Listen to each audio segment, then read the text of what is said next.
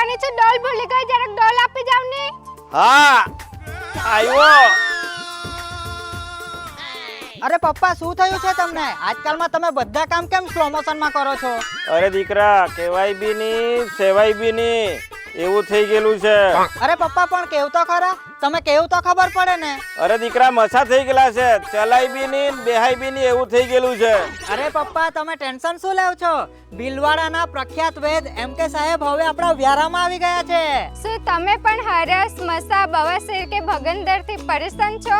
હા હા, ઝાડા સાથે લોહી પડે છે અને ગુદાના ભાગે ભયંકર બળતરા થાય છે.